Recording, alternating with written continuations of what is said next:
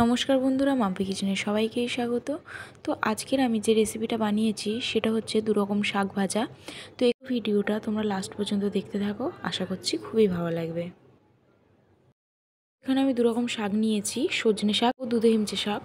দুরকম শাক আমি এখানে ভালোভাবে কুচিয়ে নিচ্ছি।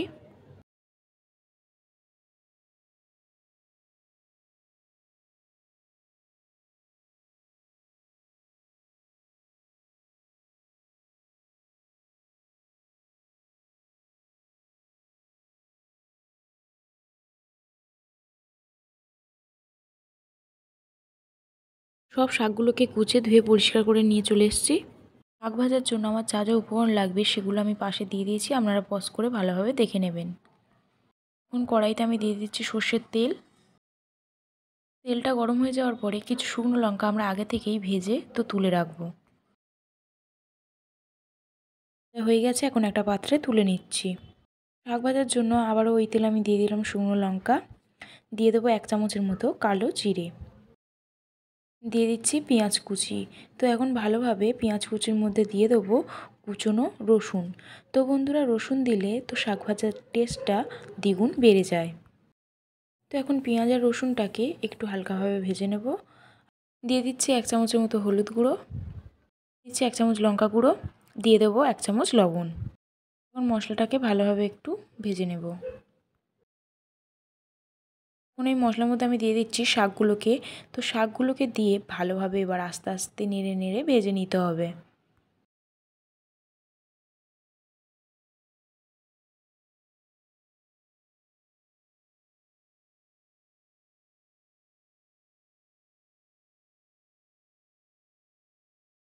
তো শাকগুলোকে আমি হালকাভাবে নেড়ে দিয়ে তো এখন একটু ঢাকা দিয়ে দেবো। ঢাকা দিয়ে দিলেই শাকগুলো একদম নরম হয়ে যাবে।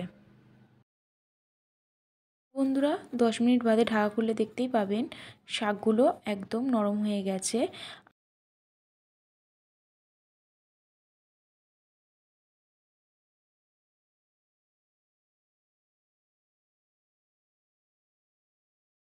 আবারও কিছুক্ষণের জন্য আমি একটু ঢাকা দিয়ে দেবো।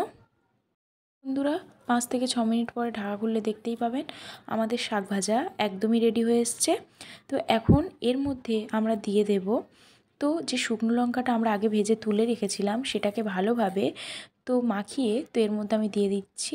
তো বন্ধুরা, হালকা একটু লবণ দিয়ে শুকনো লঙ্কাটাকে মাখিয়ে নিয়ে এই শাক ভাজার মধ্যে দিয়ে দিলাম। এই শাক ভাজার মধ্যে যে ঝাল ঝাল টেস্টটা হয় সেটা অসাধারণ লাগে। উপর থেকে দিয়ে দিচ্ছি সর্ষের তেল। তো সর্ষের তেলটা দিলে শাক ভাজাটা খেতে আরও ভালো লাগে। তো এখন আমাদের শাক ভাজা একদমই রেডি হয়ে গেছে। তো চলুন আমরা এটাকে একটা পাত্রে নিয়ে নেব।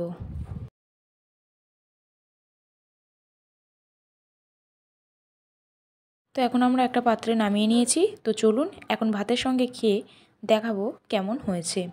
তো এরকম একদম গরম গরম ধোঁয়া ওঠা ভাত আর সঙ্গে এই শাক ভাজা, ঝাল ঝাল আর সর্ষের তেল দিয়ে টেস্টটা আরও বেড়ে গেছে।